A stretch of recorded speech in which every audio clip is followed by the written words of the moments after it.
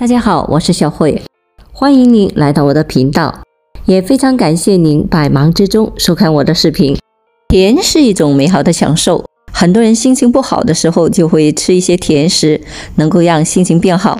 这是因为当我们吃糖的时候，会激活大脑里面的一个奖励途径，会触发我们大脑分泌多巴胺，这会让我们感到很快乐，就像可卡因和海洛因一样。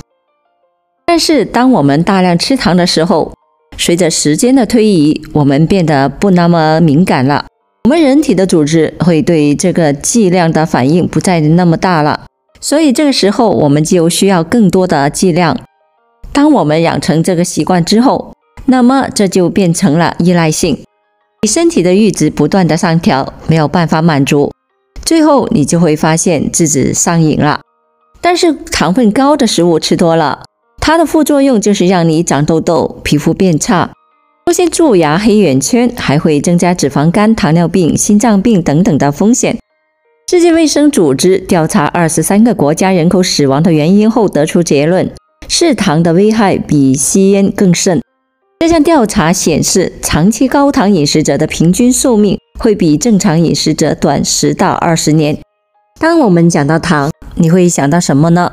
白糖还是蜂蜜、水果还是奶茶、蛋糕、甜点，这些东西充满了能量，而且味道也很甜美。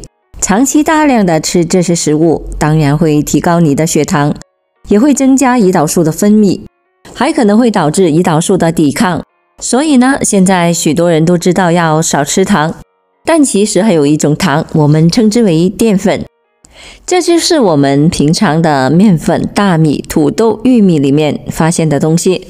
它们虽然吃起来不甜，但是它们会在人体内变成葡萄糖，并且会影响到我们的血糖。这就是为什么糖和馒头对我们的血糖的影响几乎是一模一样的。可惜许多人并不知道这一点。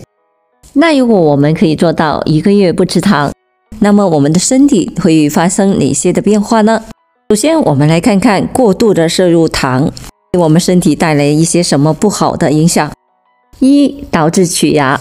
吃糖后如果没有及时的漱口或者是刷牙，糖分会残留在牙齿上，就很容易引发龋牙。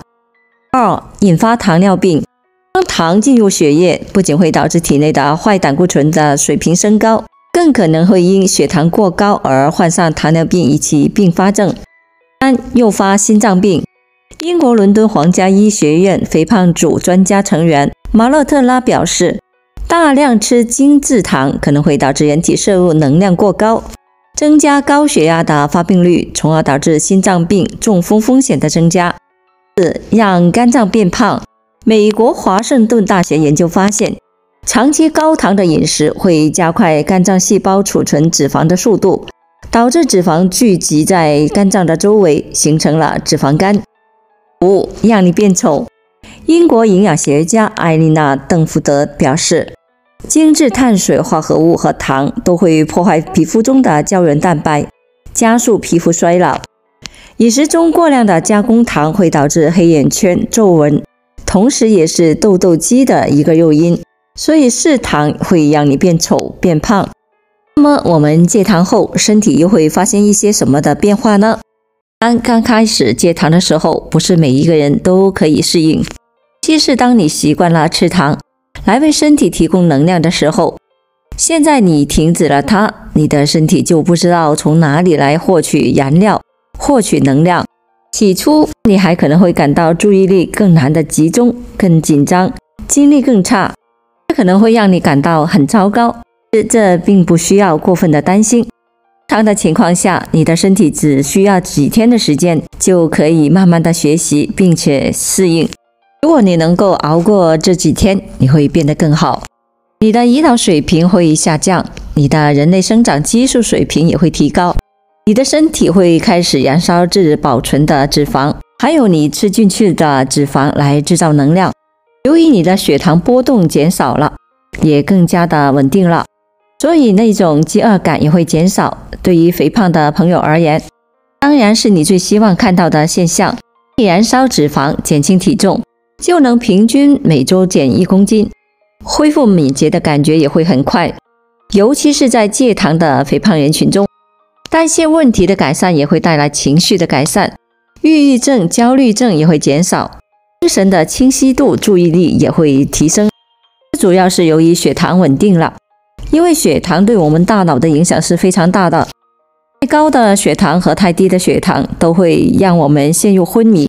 只有当我们的血糖稳定在 5.5 毫摩尔每升左右的时候，大脑才可以发挥它应有的作用。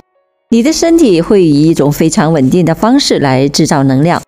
这时候不仅大脑会有更多的能量，你的身体也会有更多的能量。如果你注意观察的话，你会发现自己的味觉也在慢慢的发生变化。你会更容易的识别出植物还有肉的味道，你会发现这才是真正的美味。你会对食物有一个全新的认识。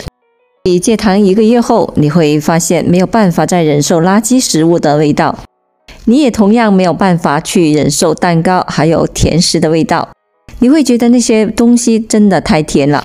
除了这些主观的感觉外，如果你有不正常代谢指标，他们也会发现，一旦你的空腹血糖水平还有餐后水平都开始下降，你身体的甘油三酯的水平也会下降，你会发现你的胆固醇水平也得到了改善。